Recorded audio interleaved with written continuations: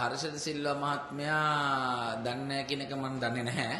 මේ සමගි ජන බලවේගයේ කළමනාකරණ කමිටුවට සජිත් ප්‍රේමදාස මහතා දැනුම් දීමක් කරලා තිබ්බා. මේ මින්දි සංචාරකට යනවා කියලා. මම හිතන්නේ හර්ෂද සිල්වා මහත්මයා ඒ වෙලාවේ ඉඳලා නැතුවද මොකද පෞද්ගලික කළමනාකරණ කමිටු රැස්වීම වල එකකට එතුමා පැමිණියේ නැහැ.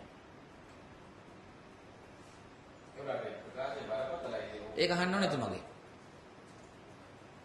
මොකද අපි සාමාන්‍යයෙන් කළමනාකරණ කමිටු රැස්වීම වල මේ සතියේ කතා කරන ඒවා ටික මිනිත් එක එන්නේ ඊළඟ සතියේ.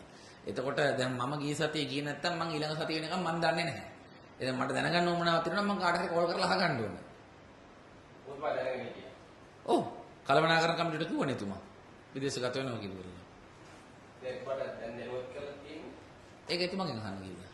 මම දන්නේ නැහැ නේ. ඔයාලා කියන්නේ. දැන් අනිත් අයගෙන් අහන්න ප්‍රශ්න මගෙන් අහන්න එපා. මගෙන් අහන්න ප්‍රශ්න මගෙන් අහන්න.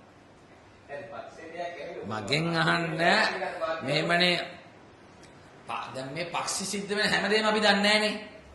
දැන් කළමනාකරණ කමිටුවේ කතා කරපු දෙයක් මට කියන්න පුළුවන්. කෘත්‍යාධිකාරී මණ්ඩලයේ කතා කරපු දෙයක් මට කියන්න පුළුවන්. පාර්ලිමේන්තු කණ්ඩායමේ කතා කරපු දෙයක් මට කියන්න පුළුවන්. දැන් අපි හිතමු පක්ෂයේ තරුණාංශي කතා කරපු දෙයක් ඔබතුමා මගෙන් අහන එක වැරදිනේ. පක්ෂයේ කාන්තාංශයෙන් කතා කරපු දෙයක් ඔබතුමා මගෙන් අහන එක වැරදිනේ. නේද?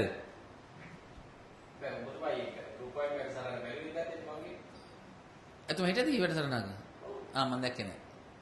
මම ටීවී එක ගාව වාඩි වෙලා ඉන්නේ නැහැ නේ. ඉතින් අනිත් එක ටීවී එක ගාව වාඩිලා හිට චානල් කීයක් කරකවන්නද?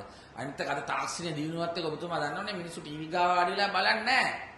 අර ඕන එකක් ෆෝන් එක තියෙනවා ෆෝන් එකේ තමන්ට අවශ්‍ය ටික බලනවා. ඉතින් ඒක තමයි ඒ අද පරිවර්තනය වෙලා තියෙන්නේ හැම. ඉතින් ඒ නිසා තමයි අර මාධ්‍ය දෙදා තිබිච්ච බලය අද නැහැ. සමාජ මාධ්‍ය ඊට වඩා බලගතුයි අද.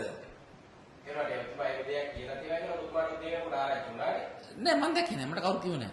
දන්නේ නෑ. නෑ ඔබතුමා අහ ප්‍රශ්නෙට මම උත්තරේ දුන්නා.